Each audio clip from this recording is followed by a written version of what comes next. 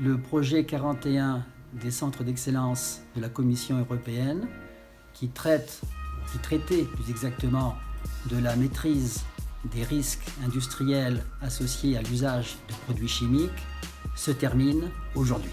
Ce projet a duré 3 ans et se termine par un exercice en vraie grandeur impliquant près de 40 personnes provenant de 8 pays différents d'Afrique de l'Ouest et qui a donc montré leur capacité à travailler ensemble et à être capables de mettre en pratique ce qu'ils ont appris durant ces 3 années de formation.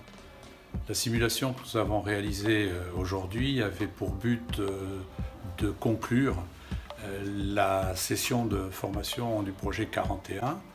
On a pris comme scénario un accident intervenant sur un dépôt pétrolier de façon à être dans un milieu industriel impactant chacun des pays concernés.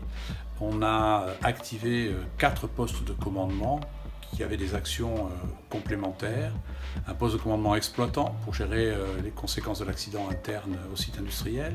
Un poste de commandement opérationnel sous l'autorité préfectorale chargé de gérer les conséquences à l'extérieur du site.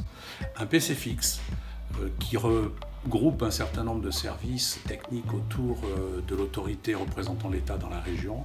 Et enfin une cellule de crise nationale, puisque notre accident impactait dans la proximité immédiate de ce dépôt un certain nombre de bâtiments publics, dont un grand centre de congrès qui occupait une quinzaine de représentants de pays, avec toute la problématique que ça pouvait générer pour un gouvernement pour gérer ce genre d'événement.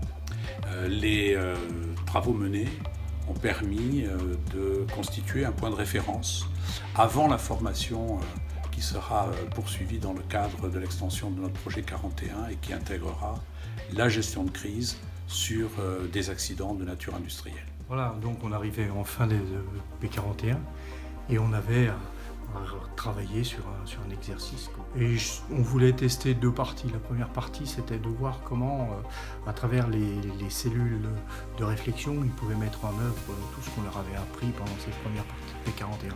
Ça n'a pas posé de problème particulier, au contraire, ils étaient très contents puisque ça leur a permis, ce qu'ils ne savaient pas faire avant, de traiter, de trouver des distances à risque, de pouvoir prendre des décisions opérationnelles.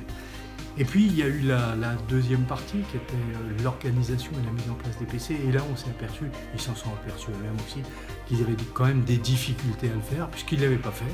Donc ça va nous permettre de faire un point zéro. Et à partir de ce point zéro, là on va essayer tous ensemble, comme on l'a fait pour la première partie du P41, à les amener à un niveau qui va leur permettre justement de gérer ces différents PC dans de bonnes conditions. L'exercice a intégré les aspects post-accidentels d'un accident, c'est-à-dire la prévention et la maîtrise des effets issus d'une pollution des milieux, en l'occurrence les sols et les eaux souterraines, du fait de l'accident. L'objectif ici était double.